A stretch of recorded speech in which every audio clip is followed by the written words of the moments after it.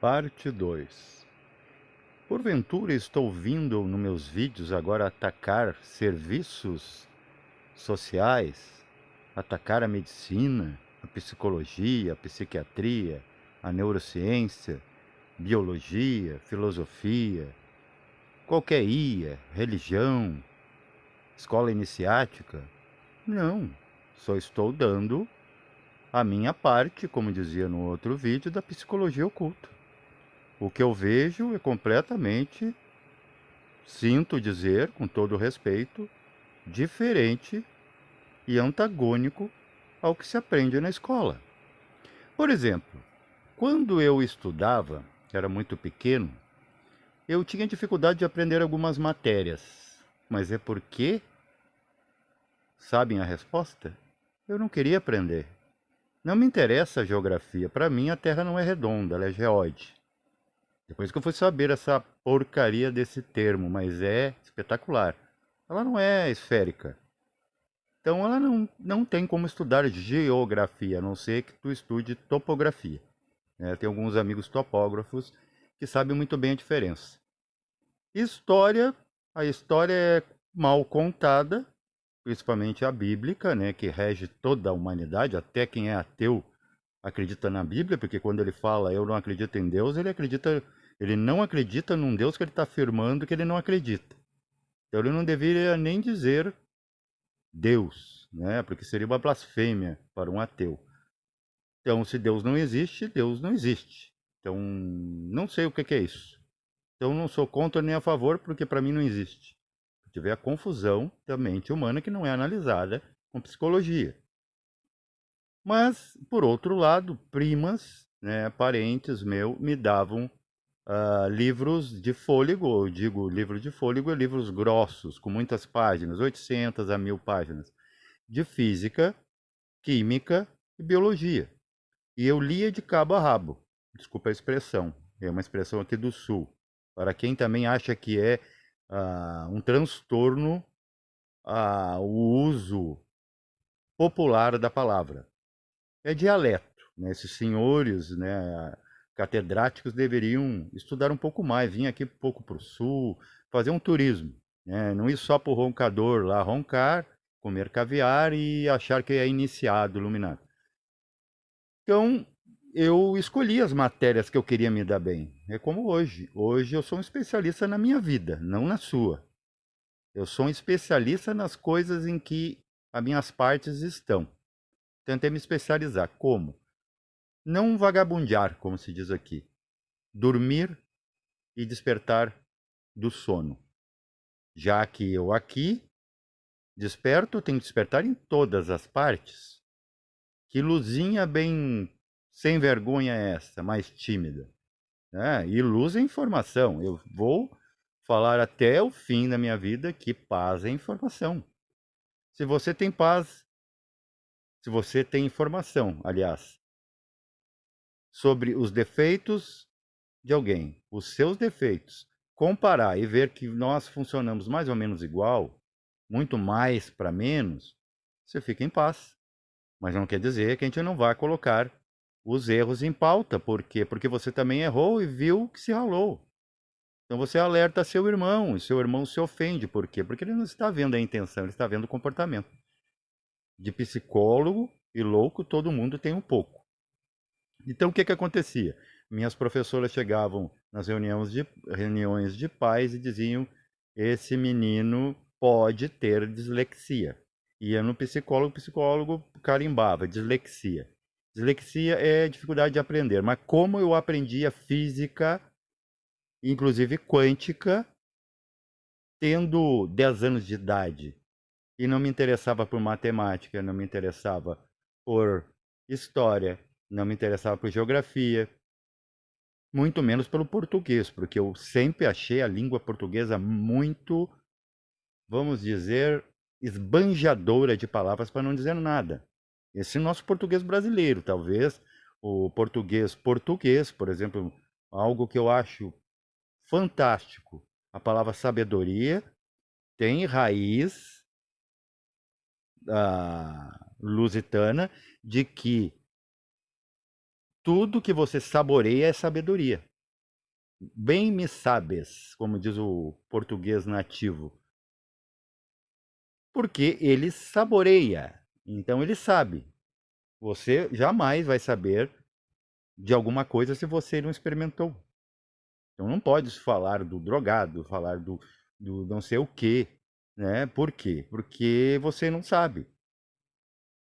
Até tinha uma coisa que eu queria falar do, por exemplo, o mafioso, né? Aquele que vende drogas. Para ele está fazendo um bem para a comunidade. E qual é a diferença dele para o psicólogo que empurra para o psiquiatra? Vocês estão entendendo? Ambos estão ganhando a vida e fazendo, né? Não estou fazendo apologia aqui de que está certo ou errado nada, ok? Aquilo que é ilícito. Por quê?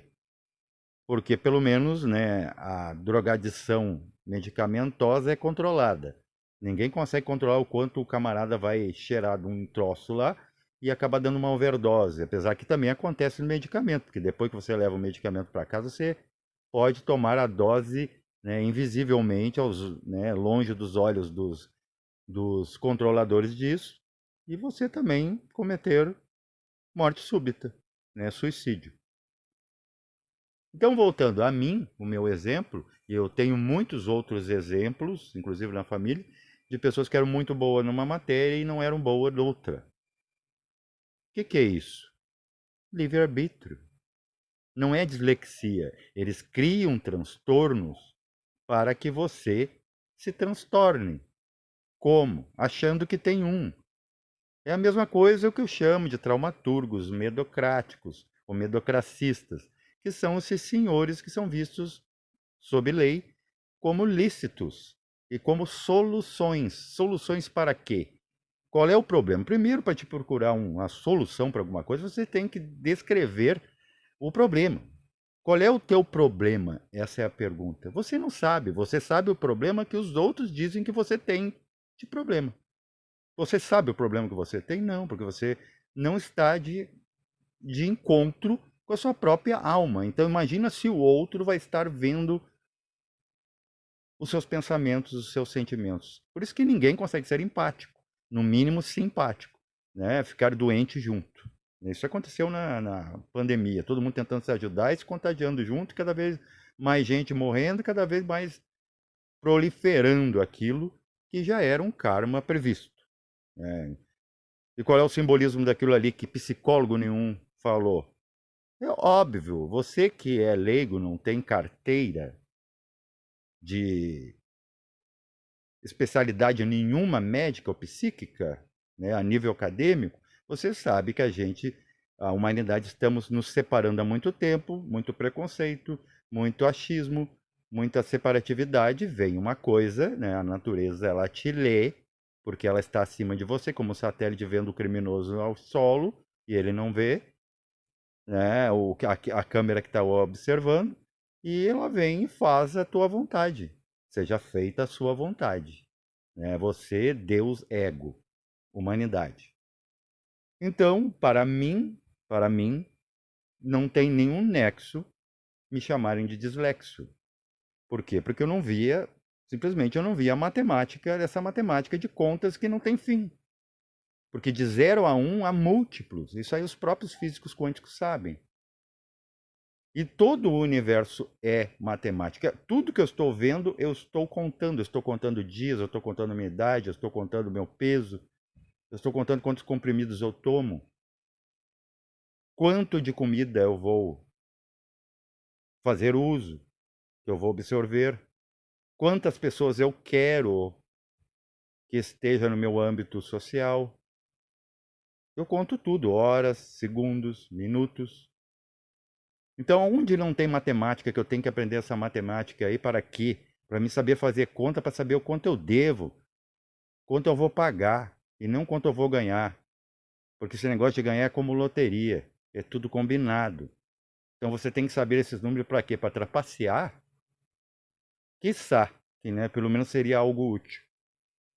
Então, nada tem a ver e quem te rege, quem depois que você mesmo se emaranhou nas suas próprias teias da confusão de não estar vendo nem sabendo de nada, você vai nesses e vocês creem que eles vão estar vendo a sua alma. E mesmo que exista alguém que esteja vendo o que está acontecendo, as doenças que começam a partir da alma, como chuva que cai de cima para baixo, e os corpos existenciais sutis, eles são superiores ao corpo, são a causa de tudo que acontece com o corpo, até o seu próprio movimento, você está se mexendo agora porque está a alma dentro do corpo. Ela abandona, você tomba, dorme ou morre. Você acha que eles estão vendo? E se eles vissem? Também iam fazer comércio, como as mães de Nás, que o nosso lar o tenha. Os charlatões, eles vão dar um jeito de que eles veem, eles vão distorcer o que eles veem, a seu bel prazer, para falar para você ainda, como aqueles senhores que são leigos, apesar de acadêmicos, o que você quer ouvir, ou ele vai falar na cara e vai te cobrar um preço para que você o quê?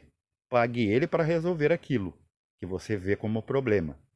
Mas o caviar desses vídeos nesse assunto é a constelação familiar. Essa eu me apaixonei de forma revoltosa.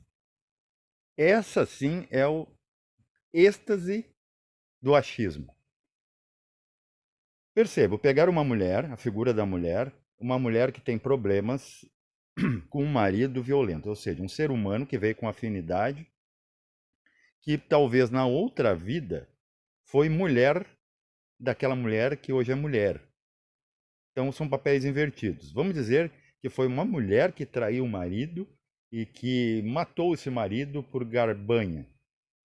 Aí ela vem novamente, porque não se resolveu, não ficaram em paz. Foi uma morte cruel, covarde. Alguém matou alguém. Aí ela vem, aquele marido, e ela era o marido outrora. Só que acontece o seguinte, alguém tem que fazer alguma coisa. Aí o que acontece? Vem uma pseudociência e diz assim, você mulher, como eles pegam, todo o estudo acadêmico, ele pega essa vida aqui como única. Uma geração, daí eles pegam pelo DNA. O DNA não é nada, o DNA é apenas rejunte como cimento de tijolos. A hora que os tijolos se desfarelam, não sobra cimento. O próprio DNA pode ser destruído. Aquilo que é destruído não pode ser eterno, não pode ser resposta absoluta.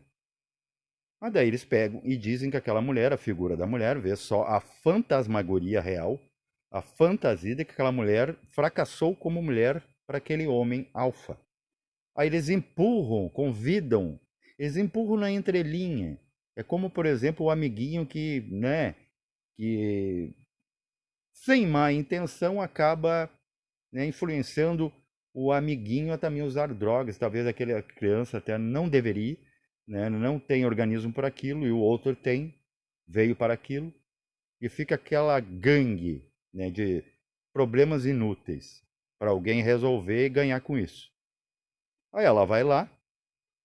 O que acontece, gente? É a mesma coisa que o mergulhador, aquele que morreu, porque ele achava, por ele ser mergulhador, ele está em paz com a natureza, ele dizia que amava a natureza, ele ia abraçar uma anguia.